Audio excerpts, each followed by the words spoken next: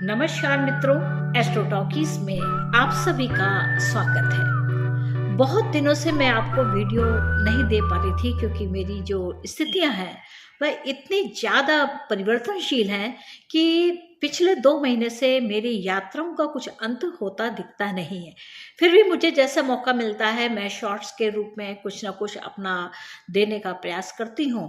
कहीं कहीं छोटा सा मैं एक अपना व्लॉग भी लिख देती हूँ जिसको कि आप पढ़ करके आप मुझसे कनेक्शन में रह पाए।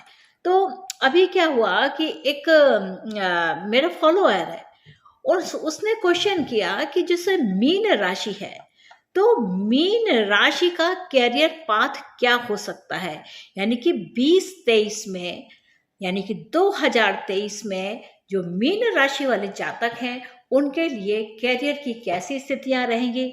तो यहाँ पर आपको समझना होगा कि ये जो 2023 है, इस 2023 में जो ग्रहों की स्थितियां हैं वह बहुत ही अच्छी हैं।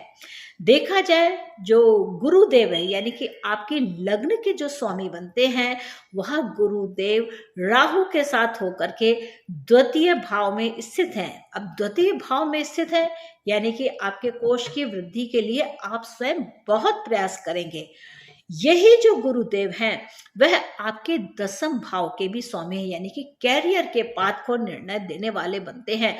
और देखा जाए तो ये अपने स्थान से 1 2 3 4 5 यानी कि 5वें स्थान में, यानी कि विष्णु की कृपा प्राप्त करते हुए, भगवान की कृपा प्राप्त करते हुए इस समय पर आप अपने कैरियर को बनाने में काफी सफल भी रहेंगे। आप प्रयास करेंगे तो निश्चित तौर से आप सफल होंगे, जिसमें आपका जो परिवार है वह भी साथ देगा। अब ये जो गुरुदेव हैं वह अश्विनी नक्षत्र के 4th चरण में चलते हैं। तो जो इस नक्षत्र के जो स्वामी है वह केतु हैं और केतु उपस्थित है आपके 8वें भाव में। अब केतु 8वें भाव में स्थित है तो अचानक से आपके कैरियर में एक बदलाव आता है और आप उस बदलाव की ओर अग्रसर हो जाते हैं। यह जो बदलाव है यह तो आपको या तो अप्रैल के मास में महसूस हुआ होगा और नहीं तो यही जो बदलाव है यह आप अक्टूबर 2023 के बाद महसूस करेंगे कि आपका या तो अचानक से प्रमोशन हो जाए या आपका कुछ कैरियर सेटल हो जाए, इस तरीके की बात होगी।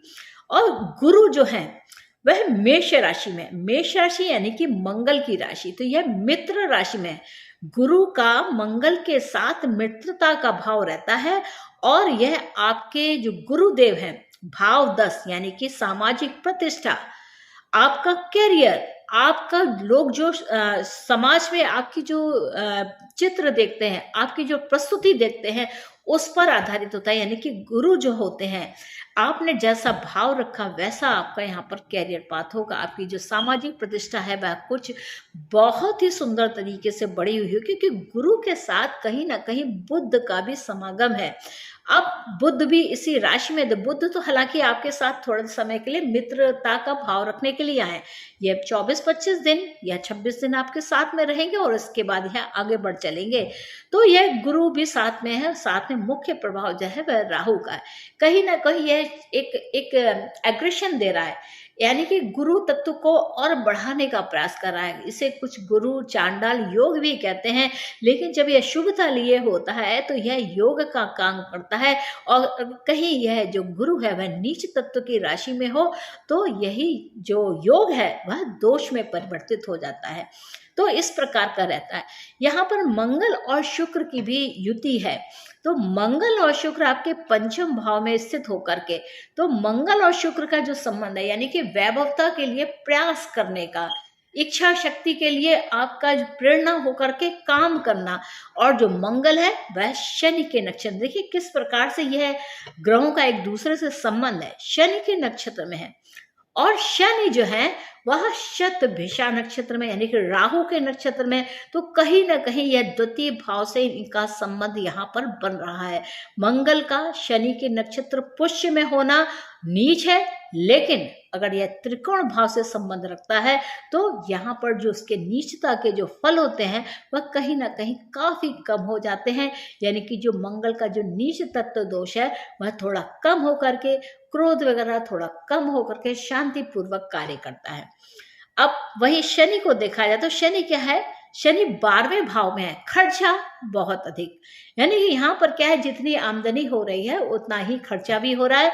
शनि राहु के नक्षत्र में है, यानी कि शतभिषा नक्षत्र में होकर के है, यह 11वें और 12वें, यानी कि आपकी आय के ये साधन बनाते हैं, साथ ही यह खर्चे पर भी देखते हैं। अब शनि का स्वभाव क्या है, शनि कंजूसी करते हैं, तो कहीं ना कहीं खर्चा बढ़ा हुआ है, परंतु कहीं ना कहीं नियंत्रण का भी भाव है कि मुझे यह कंट्रोल में रखना है। और शनि 11वें और 12वें भाव के स्वामी होकर के अपनी मूल त्रिकोण राशि में, तो कुल मिला के कहा जाए तो गुरु की स्थिति, साथ में शनि की स्थिति, मंगल की जो स्थिति है वह इस समय आपको शुभ परिणाम देने वाली है। यहाँ पे जो सूर्य है वह आपके तीसरे भाव में है, यह बड़े भाई के लिए घातक हो सकते हैं, लेकिन आपका जो मेहनत का जो तौर तरीका है, जो वर्चस्व है, वह अपने भाई बहनों के ऊपर प्रभावी होता हुआ दिखाई देगा, यानी कि बड़े भाई बहन से भी ज्यादा अच्छे तरीके से आप यहाँ पर काम कर पाएंगे। तो यह जो मीन राशि वालों का जो कैरियर पाथ है, अगर कैरियर के रूप में कहा जाए तो गुरु से संबंधित जो भी कार्य है, जैसे कंसल्टेशन देना, टीचरशिप देना, कोचिंग देना, और कह सकते हैं कि आप एक अच्छा निर्णय देने वाले हो सकते हैं, आप बहुत ही अच्छे तरीके से अपनी बात को रखने वाले होते हैं, आप साधु प्रवृत्ति से चलने वाले होते हैं, और कुछ नया कर जाने की जो आपके अंदर हिम्मत है, यानी कि क्योंकि मंगल की राशि में है, तो मंगल की राशि में होने में जो एक वेग है, जो काम करने के प्रति आपकी जो आस्था है, जो एक शक्ति है, वह यहाँ पर प्रज्वलित होती हुई सी दिखाई पड़ती है। तो यह कुछ समय होगा 2023 में मीन राशि वाले जातकों के लिए। यह कुल मिला के गुरु, मंगल और शनि आपस में बहुत ही सुंदर एक तरीके का यह भाव बना रहे हैं और आपको अच्छे परिणाम देने का भी काम कर रहे हैं। यहाँ देखा जाए तो जो चंद्रमा है वह आपके लिए योग कार्य, यानी कि मन की शक्ति को कंट्रोल करना, मन की शक्ति के द्वारा आप अपने कार्यों पर विजय प्राप्त कर सकते हैं। साथ में जो ये वेग है, यानी कि अचानक से ऐसा छुप करके काम किया कि दुनिया देखती रह जाए, तो ये जो भाव है यानी कि मंगल का, ये आपके भाग्येश भी बनते हैं। तो आप इसको प्रेरणा लेकर के काम करें। और मंगल की अगर चौथी दृष्टि देखें तो वह 8वें भाव में पड़ती है, यानी कि आप वेग के द्वारा आप यहाँ पर कुछ विशेष करके काम करने, यानी वेग का मतलब है हिम्मत के साथ। तो अगर आप हिम्मत के साथ अपने काम पे लगते हैं तो यहाँ पर आपकी विजय कहीं भी दूर नहीं है। तो मित्रों, ये है मीन राशि वाले जातकों के लिए 2023 में कुछ कैरियर पाथ इस प्रकार का रहने वाला होगा, क्योंकि जो गुरु का प्रभाव है, जो शनि का प्रभाव है, और साथ में मंगल का विशेष इसलिए हो जाता है कि मंगल ही आपकी ऊर्जा है, आपकी शक्ति, आप किस तरीके से काम करते हैं। मंगल नीच तत्व लिए हुए, लेकिन आपके पंचम भाव में है, तो त्रिकोण भाव होने के कारण यहाँ पर जो नीच दोष की जो मुक्ति होती है, साथ में शुक्र देव यहाँ पर है, तो यह कहीं ना कहीं उस नीच तत्व को कहीं ना कहीं समाप्ति करते हैं, काफी हल्का करते हैं। तो यह जो 2023 है, इस बीच में आपका कैरियर लगभग सेट हो जाना है, और आपका कैरियर अगर सेट है तो यहाँ पर प्रमोशन के चांसेस बहुत अधिक है। तो मित्रों, मुझको आज्ञा दीजिए, मिलेंगे नेक्स्ट एपिसोड में किसी और विषय के साथ। तब तक के लिए नमस्ते।